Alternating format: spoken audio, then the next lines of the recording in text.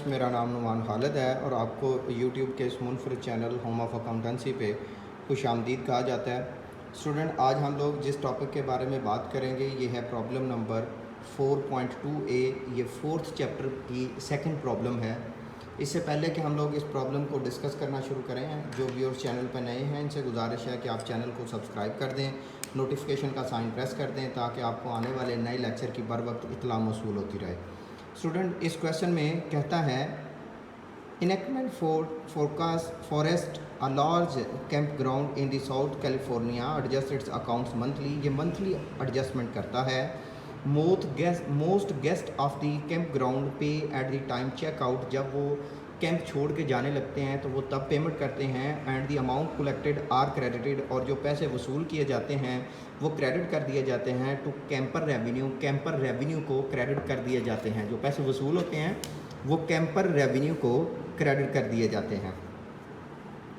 The following information is available at the source of preparing the adjusting entry at December 31। जब 31 दिसंबर को adjusting entry अभी करना है तो ये इन्फॉर्मेशन जो कि आपके पास 9 इन्फॉर्मेशन है, इसको आपने कंसिडर करना है, ये आपके लिए वैल्यूएबल हैं।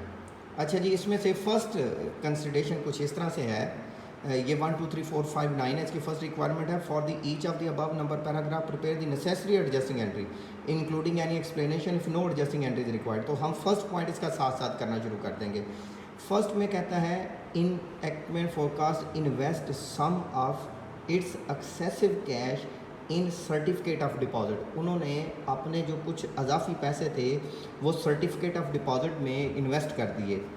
With the local bank accrued interest revenue on its current deposit certificate of deposit at December 31 2000 is 400। None of the interest has been yet received. Debit the interest receivable और credit कर दें आप interest revenue को, क्योंकि हमारे लिए ये income है और इनकम में जब भी इजाफा होता है तो क्रेडिट साइड पे होता है। आज मैंने सोचा कि इसका मुकम्मल फॉर्मेट बनाते हैं। ये हम प्रॉब्लम कर रहे हैं 4.2a और अभी हम बात करने लगे हैं फर्स्ट पॉइंट की। फर्स्ट पॉइंट में आपके पास ट्रांजैक्शन हो जाएगी इंटरेस्ट रिसीवेबल का अकाउंट डेबिट और इसके बदले में इंटरेस्ट इनकम का अकाउंट क्रेडिट। इंटरेस्ट रिसीवेबल की अमाउंट आएगी 400 और इंटरेस्ट इनकम की अमाउंट आएगी आपके पास 400। यहाँ पे आपने लिख देना है being accrued interest is recorded, कि जो अक्रूड इंटरेस्ट था वो आपने रिकॉर्ड कर लिया। बात करते हैं सेकंड एडजस्टिंग एंट्री की। A 6 month bank loan in the amount of 12,000 has been obtained on September 1। सितंबर 1 को 6 माह का लोन आपने ऑब्टेन किया। Interest is to be computed at an annual rate of 8% and is payable when the loan become due. इसके ऊपर जो सूद पड़ता है वो सालाना 8% के हिसाब से पड़ता है और ये तब अदा करना है जब आपके पास ये इंटरेस्ट ड्यू हो जाएगा। तो अभी आपने इसके ऊपर 1 माह के इंटरेस्ट एक्सपेंस की ट्रांजैक्शन कर लेना है, जो एडजस्टिंग एंट्री होगी जिसमें कैश की वैल्यू इन्वॉल्व नहीं होगी। इंटरेस्ट एक्सपेंस का अकाउंट डेबिट हो जाएगा और आपने क्योंकि अभी तक पेमेंट नहीं की तो ये आपके लिए लाइबिलिटी है। सो इंटरेस्ट एक्सपेंस का अकाउंट डेबिट और इसके बदले में इंटरेस्ट पेएबल का अकाउंट क्रेडिट। ट्रांजैक्शन आपके पास हो जाएगी being interest expense is recorded. Amount आपके पास है ये 12,000। सूद का रेट है 8%। हमने कैलकुलेट करना है 1 महीने का लोन 1/12, तो अमाउंट आ जाएगी 85 एंड 85। अब बात करते हैं थर्ड एडजस्टमेंट की। थर्ड एडजस्टमेंट में ये कहता है depreciation on the building owned by the camper ground is based on the 25 year life. अच्छा बच्चों 25 मल्टीप्लाइड बाई 12, क्योंकि हम तो हर महीने की बेस पे कैलकुलेशन करते हैं, इसमें मंथ आ जाते हैं 300। The original cost of the building was 6 lakh. The accumulated depreciation building account has a credit balance of 3,10,000 prior to the adjusting entry। ये जो accumulated balance का बैलेंस है 3,10,000, इसका किसी जगह पे इफेक्ट नहीं आएगा, हम सिर्फ कास्ट वैल्यू के ऊपर डेप्रिसिएशन चार्ज करेंगे। The state line method of depreciation is use. Depreciation की जो ट्रांजैक्शन होती है वो हम लोग लिख देते हैं डेप्रिसिएशन एक्सपेंस का अकाउंट डेबिट, और इसके बदले में एक्यूमुलेटेड डेप्रिसिएशन का account credit, being depreciation on asset is recorded. आपके पास कास्ट है 6 lakh minus zero divided by 300। Zero इसलिए क्योंकि रेजिडुअल वैल्यू मेंशन नहीं, 300 इसलिए क्योंकि इसकी टोटल लाइफ 300 है। 6 लाख डिवाइडेड बाय 300, तो अमाउंट आपके पास आ जाएगी 2000 एंड 2000। यहाँ पे हम लिख देंगे जी being depreciation on asset is recorded. Asset के ऊपर डेप्रिसिएशन रिकॉर्ड कर दी गई। अब बात करते हैं फोर्थ एडजस्टिंग एंट्री की। फोर्थ एडजस्टिंग एंट्री में कहता है management sign an agreement to let the boy scout troop 338 of the Livingsburg Pennsylvania use the camper ground in June of the next year. The agreement specified that boy scout will pay a daily rate of $15 per campsite with a clause providing a minimum total of charge 1475। ये सारा future agreement है, ये सारे future revenue की बात कर रहा है। तो हम लोग फ्यूचर रेवेन्यू या फ्यूचर एंट्री, फ्यूचर ट्रांजैक्शन के बदले में अपने पास ना तो जर्नल एंट्री करते हैं और ना ही एडजस्टिंग एंट्री। आपने लिख देना है no adjusting entry for future revenue. हमने फ्यूचर रेवेन्यू के लिए कोई भी एडजस्टिंग एंट्री नहीं करना। अच्छा जी, नेक्स्ट पॉइंट है आपके पास, फिफ्थ ट्रांजैक्शन है। फिफ्थ पॉइंट है salaries earned by the camper ground employees that have not yet been paid amounting to $1250। Salary earn कर ली हैं लेकिन अभी तक पे नहीं की। ट्रांजैक्शन आप कर देंगे सैलरी एक्सपेंस का अकाउंट डेबिट और सैलरी पेएबल का account credit, being unpaid expenses are recorded. आपने अनपेड एक्सपेंसेस जो है वो रिकॉर्ड कर लिए हैं। अमाउंट है आपके पास 1250 एंड 1250। लें बच्चों, हम बात करते हैं सिक्स्थ एडजस्टमेंट की।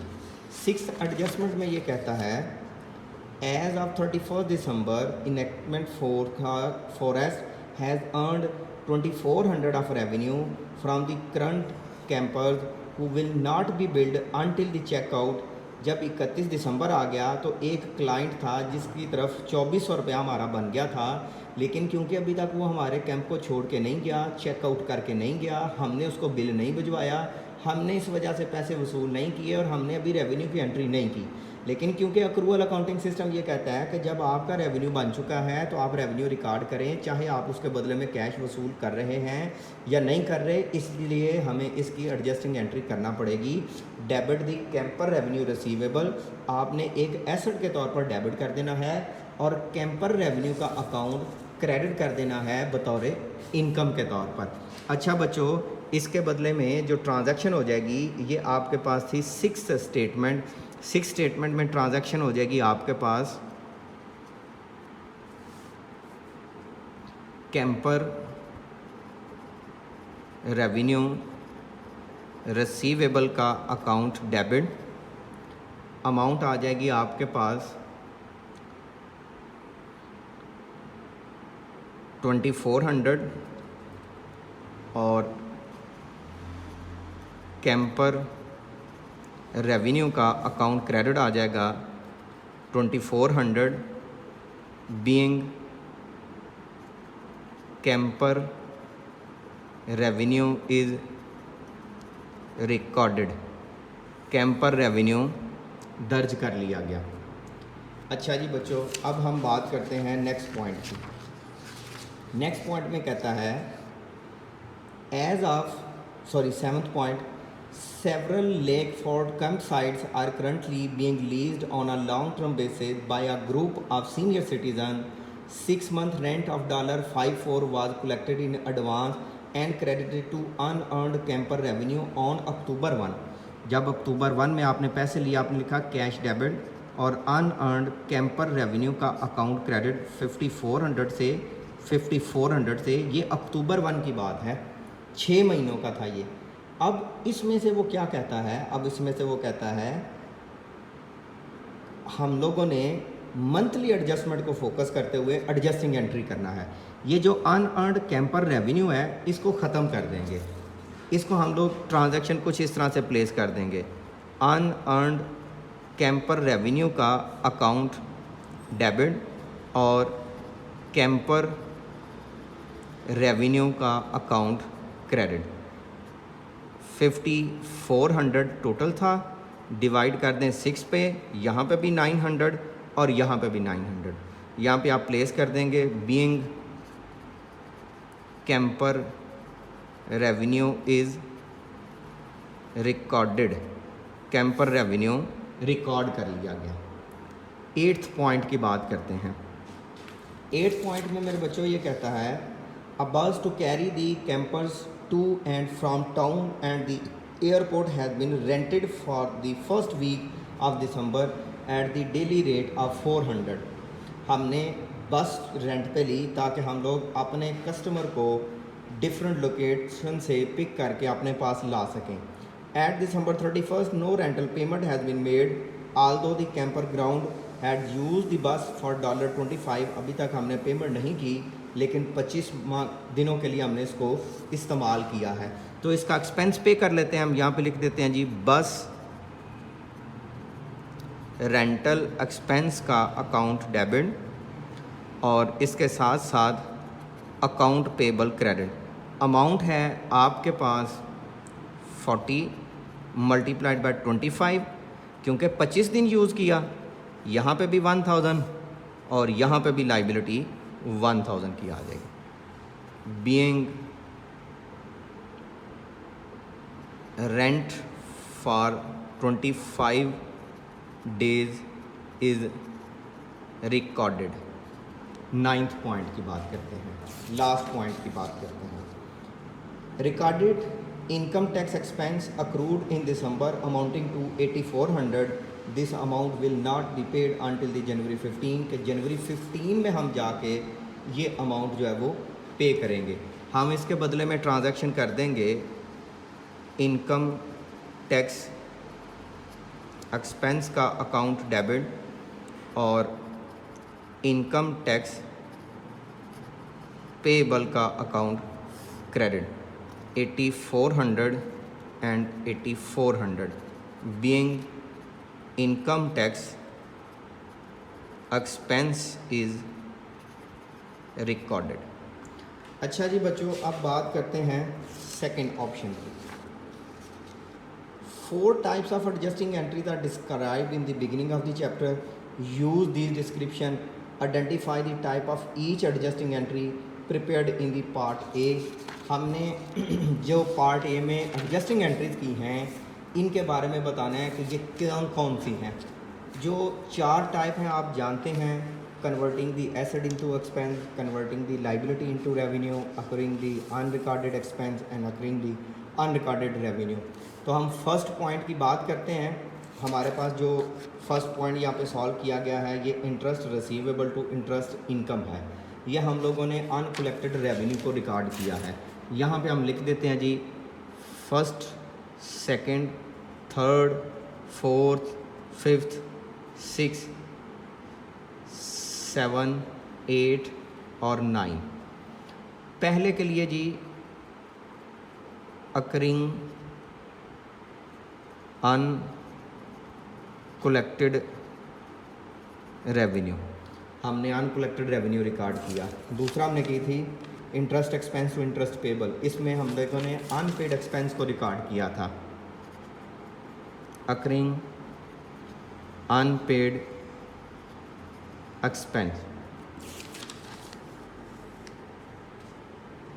थर्ड था depreciation to accumulated depreciation, depreciation expense to accumulated depreciation. हमने एसेट को एक्सपेंस में कन्वर्ट किया। यहाँ पे आपने लिख देना जी converting asset into expense. Fourth point, हमने एडजस्टमेंट ही नहीं की, तो यहाँ पे आपने लिख देना है नो एडजस्टमेंट, कि कोई एडजस्टमेंट ही नहीं हुई। देन है जी आपके पास सैलरीज टू सैलरीज पेबल, ये आपके पास अनपेड एक्सपेंसेस है अकरिंग टू अनपेड एक्सपेंस। छठा point, camper revenue receivable to camper revenue, ये आपने अभी तक रेवेन्यू कलेक्ट नहीं किया, तो इसको अब आप लिख लें accruing to unrecorded revenue. Next point है आपके पास सेवन्थ पॉइंट। सेवन्थ पॉइंट में है unearned camper revenue to camper revenue. Unearned camper revenue to camper revenue की जो हम लोगों ने ट्रांजैक्शन की, ये बुनियादी तौर पर रेवेन्यू था जो अभी तक हमने रिकॉर्ड नहीं था किया, तो आप इस ये लाइबिलिटी थी जिसको आपने रेवेन्यू में कन्वर्ट किया, तो आप लिख लेंगे जी converting liability into revenue, converting liability into revenue. Eighth point, accruing unpaid expenses, क्योंकि आपने बस का रेंटल एक्सपेंस अभी पे नहीं किया और सेम इनकम टैक्स भी जो है कि ये ऐसे एक्सपेंसेस हैं जो अभी तक पे नहीं किए, इन दोनों के लिए आपने लिख देना है जी अकरिंग टू अनपेड एक्सपेंसेस, दोनों के लिए सेम आ जाएगा। ये आपके पास सेकंड रिक्वायरमेंट थी। अच्छा जी, अब क्वेश्चन की थर्ड रिक्वायरमेंट की तरफ आते हैं।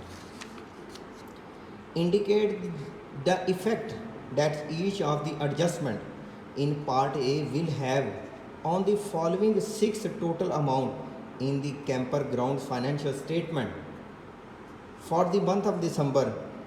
Organize your answer in a tabular format using the column beginning showing below. Use letter I for increase, D for decrease, and E for no effect. Adjusting entry 1 is provided an example. वो कहता है जो adjusting entry 1 है उसकी हमने example कुछ इस तरह से provide कर दी है कि आप लिखें adjusting entry इनकम स्टेटमेंट के 3 इफेक्ट और 3 बैलेंस शीट के बनाएं। अच्छा जी, हम ये सेम फॉर्मेट यहाँ पे कॉपी कर लेते हैं। अच्छा जी बच्चों, यहाँ पे आप लिख देना एडजस्टिंग एंट्री नंबर, पहले आप लिख लेना इनकम समरी, दूसरे में आप लिख लेना बैलेंस शीट। सबसे पहला काम आप लिखना यहाँ पे रेवेन्यू, इसमें से जब एक्सपेंस माइनस होता है तो हम इसको बोलते हैं नेट इनकम। बैलेंस शीट में पहला एसेट आप लिखना assets equal to liability plus capital. अच्छा जी, adjusting entry number 1। Adjusting entry number 1 देखें बच्चों, एडजस्टिंग एंट्री नंबर 1 हुई थी इंटरेस्ट रिसीवेबल डेबिट और इंटरेस्ट इनकम का अकाउंट क्रेडिट। ये जो रिसीवेबल है ये एसेट है। एसेट डेबिट तब होता है जब इजाफा हो, इसका मतलब है एसेट में इजाफा, ये एसेट में इजाफा। ये मैं ज़रा लाइन लगा देता हूँ कि जी फर्स्ट पॉइंट यहाँ तक आएगा।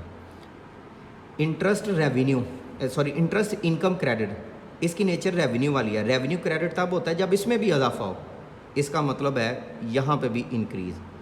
एक्सपेंस के ऊपर नो इफ़ेक्ट, तो इसका मतलब है इनकम इंक्रीज़। और अगर इनकम इंक्रीज़ है तो सेम कैपिटल भी इंक्रीज़ है। लाइबिलिटी के ऊपर नो इफ़ेक्ट। यहाँ से एसेट इंक्रीज़ हुआ, यहाँ से कैपिटल। मैं इसको दोबारा दोहरा देता हूँ। इंटरेस्ट रिसीवेबल डेबिट है, एसेट डेबिट है। एसेट डेबिट तब होता है जब इजाफा हो, इसलिए इंक्रीज़। इंटरेस्ट रेवेन्यू क्रेडिट है, इंटरेस्ट रेवेन्यू क्रेडिट तब होता है जब इसमें भी इजाफा हो, इसलिए रेवेन्यू में इजाफा। एक्सपेंस कोई नहीं इन्वॉल्व हुआ, इनकम में इजाफा। इनकम में इजाफा तो अल्टीमेट कैपिटल में भी प्लस, तो उसमें भी इजाफा। अब बात करते हैं दूसरी एडजस्टिंग एंट्री की। यहाँ पे हम लिख देते हैं जी 2, और यहाँ पे हम सेकंड एडजस्टिंग एंट्री के लिए जी इस तरह लाइन लगा देते हैं। सेकंड एडजस्टिंग एंट्री है interest expense debit, interest payable credit. Expense debit तब होता है जब इजाफा हो, और पेबल लाइबिलिटी क्रेडिट तब होती है जब इसमें भी इजाफा हो। इसका मतलब है सेकंड एंट्री के लिए एक्सपेंस में इजाफा और उसके साथ साथ लाइबिलिटी में इजाफा। अगर रेवेन्यू में कोई इफ़ेक्ट ना आए, एक्सपेंस में इजाफा हो जाए, तो आपकी इनकम डिक्रीज़ हो जाती है। इनकम डिक्रीज़ हो जाए तो फिर आपका कैपिटल भी डिक्रीज़ हो जाता है। अगर सेम अमाउंट के साथ लाइबिलिटी में इजाफा हो और उसी अमाउंट के साथ डिक्रीज़ हो, तो आपके एसेट के ऊपर कोई इफ़ेक्ट नहीं आता। इसी तरह हम तीसरा पॉइंट करते हैं। तीसरी एडजस्टिंग एंट्री आपके पास यहाँ पे मौजूद है, डेप्रिसिएशन टू एक्यूमुलेटेड डेप्रिसिएशन। अब बात करते हैं डेप्रिसिएशन। डेप्रिसिएशन एक एक्सपेंस है, इसका मतलब है एक्सपेंस में इजाफा। रेवेन्यू के ऊपर नो इफ़ेक्ट, इसका मतलब है इनकम डिक्रीज़। अब बात करते हैं एसेट के ऊपर। एसेट डिक्रीज़ हो जाता है डेप्रिसिएशन की वजह से, एसेट में कमी। नेट इनकम डिक्रीज़ तो अल्टीमेट कैपिटल भी डिक्रीज़। लाइबिलिटी के ऊपर नो इफ़ेक्ट, एसेट भी डिक्रीज़ और कैपिटल भी डिक्रीज़। सेम इसी तरह फोर्थ पॉइंट की बात करते हैं। फोर्थ पॉइंट की फोर्थ एडजस्टिंग एंट्री कोई नहीं, इन सब के ऊपर no effect, no effect, no effect, no effect, no effect and no effect. Fifth point की बात करते हैं। फिफ्थ पॉइंट हमारा salary expense debit, salary payable credit. Expense में इजाफा हो तो डेबिट, लाइबिलिटी में इजाफा हो तो क्रेडिट। एक्सपेंस में भी इजाफा, ये एक्सपेंस में इजाफा हो गया, अमाउंट है 1250। लाइबिलिटी में इजाफा, सैलरी पेबल में इजाफा, ये लाइबिलिटी में भी इजाफा हो गया। रेवेन्यू में कोई इजाफा नहीं, तो इसका मतलब है इनकम डिक्रीज़। इनकम डिक्रीज़ तो इसका मतलब है कैपिटल डिक्रीज़। इन दोनों का इफ़ेक्ट यहाँ पे नील हो गया। अच्छा जी बच्चों, अब हम बात करते हैं 6 पॉइंट की, फिर 7 की, फिर 8 की और फिर 9 की। अच्छा जी, 6 पॉइंट की एडजस्टिंग एंट्री आपके पास कैंपर रेवेन्यू रिसीवेबल डेबिट, ये एक एसेट नेचर का अकाउंट है, और कैंपर रेवेन्यू क्रेडिट ये रेवेन्यू नेचर का है। एसेट में इजाफा डेबिट, तो इसका मतलब है छठे पॉइंट के एसेट में इजाफा। कैंपर रेवेन्यू क्रेडिट, इसका मतलब है रेवेन्यू में भी इजाफा। एक्सपेंस के ऊपर नो इफ़ेक्ट, तो नेट इनकम आल्सो इंक्रीज, इसका मतलब है कैपिटल आल्सो इंक्रीज, यहाँ पे no effect. 7th point unearned camper revenue, ये लाइबिलिटी है। लाइबिलिटी डेबिट तब होती है जब कमी हो, इसका मतलब है लाइबिलिटी में decrease. Camper revenue credit, revenue में क्रेडिट तब होता है जब इसमें इजाफा हो, इसका मतलब है रेवेन्यू में इजाफा। एक्सपेंस के ऊपर नो इफ़ेक्ट, इसका मतलब है इनकम में भी इजाफा, इसका मतलब है कैपिटल में भी इजाफा, यहाँ पे नो इफ़ेक्ट, जितने से इजाफा उतने से कमी। 8th point bus rental expense debit और अकाउंट पेबल क्रेडिट। एक्सपेंस में इजाफा और लाइबिलिटी में भी इजाफा। No effect, income decrease, income decrease, capital decrease, यहाँ पे भी no effect. No effect, income increase, decrease, net income increase, और यहाँ पे ये डिक्रीज़। सिमिलर इफ़ेक्ट आ जाए। ले स्टूडेंट, ये आपके पास हो गया पॉइंट नंबर सी। अब बात करते हैं पॉइंट नंबर डी की। What is the amount of interest expense recognized for the entire current year on the 12,000 bank loan obtained on September 1? हमने पूरे साल में इसके ऊपर कितना इंटरेस्ट चार्ज करना है। अच्छा बच्चों, पहली बात तो ये है कि हम लोगों ने जो पॉइंट करना चाह रहे हैं वो है डी। इंटरेस्ट की अमाउंट है 12,000, इसके ऊपर से सूद का रेट है 8.5% और साथ में आपने कर देना है 4/12। उसकी वजह ये है सितंबर से लेकर दिसंबर तक, सितंबर 1, अक्टूबर 2, नवंबर 3 और दिसंबर 4, हमारे पास 4 साल बनते हैं, 4 महीने बनते हैं जिनके ऊपर हमने अभी इंटरेस्ट चार्ज करना है। इसलिए अभी हमारे लिए ये 4 माह की एक्सपेंस की रिप्रेजेंटेशन होगी, इसलिए आपने इसको मल्टीप्लाइड बाय 4/12 कर देना है, जिससे आपके पास अमाउंट कैलकुलेट होके आ जाएगी 4 मंथ की। आप इस अमाउंट को यहाँ पे प्लेस कर देना, 12,000 मल्टीप्लाइड बाय 8% मल्टीप्लाइड बाय 4/12, तो अमाउंट आ जाएगी आपके पास 340। अच्छा जी बच्चों, अब हम बात करते हैं नेक्स्ट पॉइंट की। डी के बाद ए, बी, सी के बाद डी और E last point. Last point में ये कहता है compute the book value of camper ground is to be recognize in the current year balance sheet on 31 December. अच्छा, हमें बुक वैल्यू बिल्डिंग की कैलकुलेट करनी है, फिक्स एसेट की करनी है। सबसे पहली बात तो हमारे पास कास्ट आएगी, वो है 6 लाख। हम इसमें से माइनस कर देंगे एक्यूमुलेटेड डेप्रिसिएशन को। एक्यूमुलेटेड डेप्रिसिएशन में से 3,10,000 रुपया तो पहले से मौजूद था, उसमें इस महीने की एडजस्टमेंट को ऐड कर देंगे। जब हम ऐड कर देंगे तो अमाउंट आ जाएगी 3,12,000। इसमें से माइनस कर देंगे तो आपके पास बुक वैल्यू कैलकुलेट होके आ जाएगी, जो कि अमाउंट है 2,88,000। अच्छा, ये 3,10,000 कहाँ पे मेंशन है? ये बच्चों हमारे पास यहाँ पे मेंशन है। ये 2,000 क्यों लिखा है? ये करंट मंथ की डेप्रिसिएशन है, वो हमने एडजस्टिंग एंट्री में परफॉर्म की है। ये ज़रा देखें, ये 2,000, ये आपके पास 2,000, इसको ऐड कर दिया तो 3,12,000, डिफरेंस ले लिया तो 2,88,000। ले स्टूडेंट, ये हमारे पास था क्वेश्चन नंबर 2 मुकम्मल रिक्वायरमेंट के साथ। इंशाल्लाह हाज़िर होंगे एक नए लेक्चर के साथ। तब तक अपना बहुत सा ख्याल रखिएगा, दुआ में याद रखिएगा। अल्लाह हाफ़िज़।